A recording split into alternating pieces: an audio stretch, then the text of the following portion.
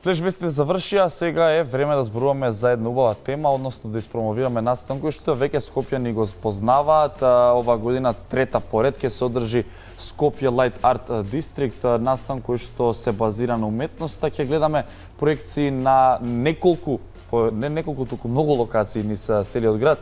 И споменав скопјани, но дефинитивно цела Македонија може да ужива од започнувајќи од денеска. Пред флеш вестите дури малку и се збунив, бидејќи некако со брзината на движењето и постојано со врските заборавив дека денеска е 19, впрочем денеска започнува настанот, па по тој повод со директорот на универзалната сала Филип Аврамчев ќе зборуваме, ќе ни објасни малку поопширно и што како се случува.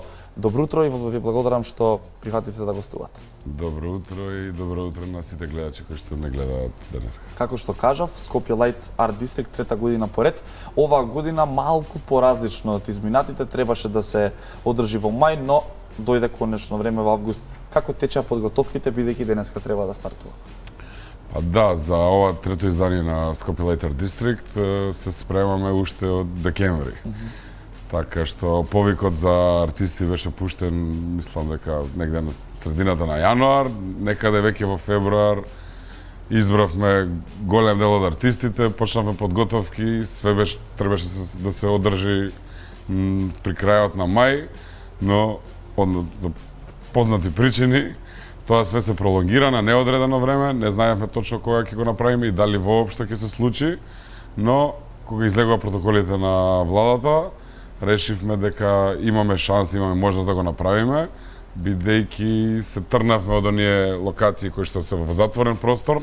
Например, претходните години имавме одредени работи се случува во Куршумлија, Даут Пашин Амам, Чифте Амам, така натаму. Значи гледаме секогаш дел од културното историско наследство да го представиме и со тоа да кажеме да играме одредени инсталации или уметнички дела да се поставени дали внатре, дали надвор, дали поред одредени такви значајни простори на Скопје. Оваа година се решивме да почнеме од Камениот мост. Значи стартот вечерва, еве прво да ги поканам сите граѓани на Скопје, вечерва во 8:30 или во 20:30, да кажем има некое свечено отварање, почнува патеката наша замислена од локацијата број 1 која што е на Камениот мост, по кеот на реката Вардар до МЦМ зградата каде што ќе има надправо видео мапирање до длабоко, на крај завршуваме длабоко во паркот. Годинава првпат се решивме и не знам, трета година поред го правиме, но првпат се решивме да имаме и некоја тема позади фестивалот, така што кога кажав дека пуштивме повик за артисти, имаше и насока да делата кои што ги праќаат и со кои што учествуваат да имаат некоја зелена еколошка порака за заштита на животната средина. За тоа и се решивме најголем дел од инсталациите да бидат во градскиот парк, која што е најголемата зелена површина или покрај водно, најголемата зелена површина во градот, во центарот на градот. И така да ова е генерална најава за тоа што очекува, но неколку прашања одговорени во еден да, но ајде, веќе кога спомнавме темата за чувување на животна средина, представени преку креации на светлината. Што всушност да очекуваме и која порака треба да се испрати еве со овогодинешниот фестивал? Па добро, во главном покрај креациите кои што ќе ги даваат артистите, значи некои се за енергетска ефикасност, некои се например, да ви кажеме, една инсталација ќе откријам, има од наш уметник. Значи има како глечери кои што се поставени на 3-4 локации, глечери кои што не знам као балони се дуваат, уствари глечерите и после некој време се топат. И сакам да кажам тоа представува топењето на глечерите кои што тука можеби теоретски не ги осеќаме, но со тек на време како почна со глобалното затоплување и климата кај нас во последно време гледаме дека се менува. Само да кажам, пораките се покрај, се многу повеќе глобални него локални, но ние исто како фестивал, например за тоа рековме во парк, за да зачуваме зелените површини, во најдобра варијанта треба да изградиме и нови, бидејќи на Скопје очигледно му е потребно повеќе за него. Дефинитивно, какви ќе бидат протоколите преку кои што ќе се одвива настанот и ме интересира реакцијата на луѓето, бидејќи повеќето настани ова лето се откажа, се одложија, како и да е, дали се очекува посетеност вообичаена како претходните 2 години? Па јас мислам, бидејќи е на лето и сме август и луѓето немаат каде да одат. Малце сме лимитирани со моментите за одмор. Све повеќе како се местиме, како го спремаме фестивалот, гледам многу луѓе во градскиот парк, така што мислам дека можеби ова ќе биде најпосетено издание, покрај тоа што е 3-та година поред, луѓето веќе го спознаваат. Само да кажам, покрај таа некоја лојална публика која што имаме, која што доаѓа, ќе има многу случајни минувачи, што е од друга страна па добро, бидејќи се обидуваме нели уметноста да им ја донесеме на граѓаните таму каде што се они. Така што мислам дека ова издание ќе има најголем број посетители досега. Во врска со протоколите, затоа ви велам, све решивме да биде на отворено, значи све ќе биде под отворено небо. Да кажем, има неколку места каде што очекуваме поголема гужва да настане, поради тоа што се малце поголеми, например, како што ви кажав, на отворањето на камениот мост, тоа ќе биде една грандиозна проекција, каде што прв пат во Скопје, не знам, 120.000 јанси лумени на една локација ќе бидат поставени. Тука француска продукција е дојдена и тие устварени се единствените гости на фестивалот, бидејќи покрај сите протоколи кои ќе бидат за време на фестивалот, за доаѓање на странците решивме да учествуваат само оние кои што се вољни да ги пратат нивните дела и ние да ги поставиме. И поради тоа, да кажем, има некои потешкоти во организација на фестивалот, но прв пат и решивме и волонтери да имаме на фестивалот и да кажам, дечките многу добро си ја завршија работата и буквално вчера доека местевме до 3-4 сат се беа со нас на локација. Браво, ќе прашам секако околу кој се е во организирањето, нели пак е универзална сала, но ајде да го погледнеме тизерот кој што го објавивте пред 10 на минути на вашата Facebook страница. Дечките од режија се максимално брзи и да видиме како изгледа, па ќе се вратиме веднаш да ова е со местење, ова е со локациите, инсталациите кои што се веќе поставени и ќе бидат од денес достапни за јавност. Ајде да видиме па ќе искоментираме.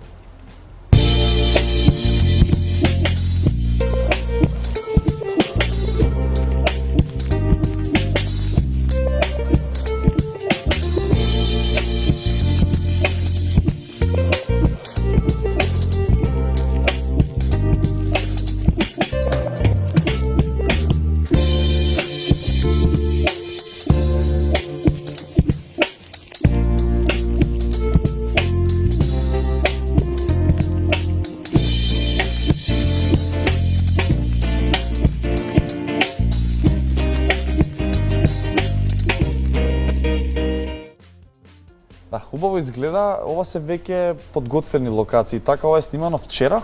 Да, ова е снимано вчера вечерта. Во главном, да, сите локации се подготвени, некои делата се поставени, некои уште мали ситници имаме да доработиме, но во 8:30 све ќе биде спремно за публика. Александра Стратимирович Дакфелд е уметнички директор, исто така дел од организацијата на овој настан и целиот тим на универзална сала. Кој се спаѓа и што е потребно за да се организира еден масовен настан дефинитивно? Па да, Александра Стратимирович Дагефелд, иначе позната уметничка во рамките на светлосната уметност, која што со години веќе работи на тоа поле, значи Србинка е, но живе и работи во Шведска. Уште од првата година е со нас во тимот и во правење, она е генерално во главном куратор, со незините контакти доаѓаат голем број на странци, но како првата година преку незините контакти вако доаѓаат доста луѓе. Ние тука македонското гостопримство го направивме за да се повеќе и повеќе од нив сакаат да дојдат тука. И другите во тимот имаме неколку луѓе кои што се тука, кои што работат дизајнери на светла, прават одредени други работи, во генералниот тим, нормално тука пред се и целата техничка поддршка и администрација од вработените во универзалната сала, но покрај нив соработуваме и со доста фирми кои што се занимаваат со изнајмување опрема, соработуваме со, да кажам, за ова да се случи, имаме и фирма што не го врши транспортот. Да кажам, голем дел од делата доаѓаат од странство и тоа е исто еден предизвик, а поготово во време на ковид пандемија, каде што, да кажем, и одредени институции надвор во Франција, во Италија не работат, одмори се, по еден човек има на смена, сакам да кажам и папирологијата таму беше тешка. Еве, например, овие за проекцијата ги чекавме проекторите, буквално вчера стигна во 9 часот, а беше испланирано тоа да биде пушта пред 2-3 дена. Но сепак, со оглед на сите потешкоти за организирање на настан, со тоа пак и ги пофаламе волонтерите што беа вклучени цело време. Мислам дека со сите потешкоти сме спремни и сите 18 локации се на место и вечерва ќе имаме успешно отварање и успешен фестивал. Значи се работи турбо, баш ми е драго што се исполнило како што треба. Многу локации, но и многу уметници. Колку точно и дали можеве да се издвои некој позвучно име? Па добро, јас не би издвоил никој посебно, можеби да кажеме некаде се поголеми продукции како што зборам Камениот мост, каде што има многу техника инволвирано, но има некои инсталации, например јас вчера кога отидов, кои што се такви миниатурни, а многу убаво изгледаат во паркот и така онака буквално вчера уште кога се местевме, доаѓаа луѓе, си седнуваат тука поред нив и си уживаат бидејќи паркот, а поготово оној дел кој што е нели помалце посетен паркот, тој вториот дел од паркот кај двете езера, каде што е, да кажеме, доста темно, но и доста убаво, доста интимно, луѓе доаѓаа, си седнуваа, си седеа, дечко, девојка и така уживаа во инсталациите. Да, и јас мислам, ќе се согласам со вашето мислење дека можеби овој настан ќе биде најпосетен, барем интересно е што годинава се отворија границите, но се што е во Македонија некако како да цвета, па и ваков настан кој што не се бара како да сме на концерт, да сме сите заедно, ќе може да уживаат. И сега, бидејќи се става акцент на промовирање секако и интеграција на уметноста, дали преку вакви настани можеби ќе се разбуди креативноста кај самите посетители да утре да станат и да направат нешто дома, да нацртаат, било што? Па добро, еве интересно прашање, бидејќи за разлика од претходните 2 години, оваа година, нели покрај ковид пандемијата, имаме најголем интерес од македонски уметници. Значи веќе можам да кажам, сега не знам точно, ама мислам дека повеќе од половина се локални, дали се уметници, театарски групи и така натаму. Значи се буди интересот, бидејќи на почетокот не знаеа што е тоа светлосна уметност, но одредени уметници кои што не се занимаваат со светлосна уметност може да се прилагодат и да учествуваат во вакви настани. А интересно е што во цела Европа, да кажеме, земаат поголем замав. Ако на почетокот имаше само, не знам, Берлин, Лион и уште неколку градови, да кажеме пред 10 години, 15 вакви настани или Амстердам и Ајндховен, сега веќе скоро нема главен град во Европа каде што нема настан кој што се бави со светлосна уметност. И за тоа мислам дека е интересно и нашите уметници може да прошетат. Например, покрај од кога се случи првото и второто издание, со контактите кои што ги остварија наши уметници, а и луѓе кои што работеа на фестивалот, може да кажам во задните 2-3 години се прошета и учествува и на некои други фестивали. И тоа е интересно бидејќи така се зближуваме и ние како фестивали и како луѓе. Они ќе не викнат нас, па ние ќе ги викнеме тука, па разменуваме идеи, делата се вртат. Така да сакам да кажам, добра прилика е некои наши уметници за наредната година да аплицираат со добри дела, бидејќи без разлика што нели ние си го правиме на локално ниво фестивалот. Еве конкретно беше пред некој ден Александар ни кажа, вика, луѓе, фестивалов вие си го гледате локално, ама има глобален рич, не е само Хаваса. Поготово со фактот што голем дел од светските фестивали, мислам, ако не голем, него скоро сите, се откажани. И вика, тие што се занимаваат со тоа, немаат што да гледаат и го пратат фестивалот. Верувам дека ќе биде така и не само тие што се занимаваат, туку и како што спомена, буквално нема кај да се оди летово и скопјани македонци тука ќе бидат и убаво ќе биде да се прошети и да се види. Познато е дека музеите и културните институции кај нас, за жал, некако изминативе години малку поретко се посетуваат и навиката за да се оди во музеј се изгуби, а на ваков начин како да се додава елемент на музеј на отворено, така да се нарече, дали преку вакви културни настани можеби ќе се врати навикава кај луѓето или пак музеите на отворено се еден нов елемент или нов пат кој што ќе треба да се чекори за во иднината. Па добро, јас сум на секогаш поборник на тоа дека треба луѓето да се прилагодуваат. Ние треба да се прилагодуваме. Еве, дојде пандемијата, тие што успеа да се прилагодат, нели, зборам од тебе, индустријата, се прават настани на отворено, се прават дистанци, се држат, мора да се прилагодиме. Исто така, ако граѓаните не одат во музеј, окей, мора да најдеме причина зашто не одат. Дајте да ги донесеме. Ако тоа е, не знам, коктел забава во музеот, ајде да направиме коктел. Ако е, не знам, поетско читање, нека биде поетско читање. Да се вмрежат неколку работи за да истите луѓе дојдат внатре. Знам дека е, мислам, малце можеби звучи глупаво, ама треба да се адаптираме и треба да правиме да ги натераме луѓето. Ако не доаѓаат, ајде да ги извадиме музеите. Што е се тие поставки да ги извадиме надвор, на улица, не знам, пред на плоштад, во парк. Затоа прашам дали можеби па да, бидејќи со тоа што ќе ги донесеме таму, па после можеби ќе ги натераме да влезат внатре. Мислам, јас сум поборник на тоа дека стално треба да се адаптираме бидејќи условите се менуваат, нели, времето проминува, животот тече, се менуваат работите. Како сега, например, одиме сите на Facebook, на Instagram, значи, само да кажам, и медиумите се сменети, и вие како медиуми се прилагодувате. Нормално. И сите ние како граѓани се прилагодуваме. Новиот начин на живење носи нови правци, дали во уметноста, дали во било што Кога веќе спомена медиуми, социјални мрежи, дали ќе има начин да се гледаат, ете, ако некој не е во можност да биде во живо да ги гледа на интернет? Па, ќе биде во можност, значи ние ќе сликаме, ќе имаме, како ова видео што го видовте, ќе имаме едно подолго видео. Дури, еве, до сега не сум направил, спремам една музичка нумера која што, да кажеме, после целиот настан ќе се пушта со инсталациите, но и со артистите кои што ќе изведат. Сакам да кажам, во главном Ќе биде супер. да, Ќе биде супер. ќе биде супер, не, за социјалните медиуми ќе можат луѓето да гледаат, тоа малце се зборив, се извинувам. Заборев на моментот дека голем дел од посетителите кои ќе доаѓаат на инсталациите, бидејќи се интересни за сликање, ќе ги споделат со самите своји пријатели.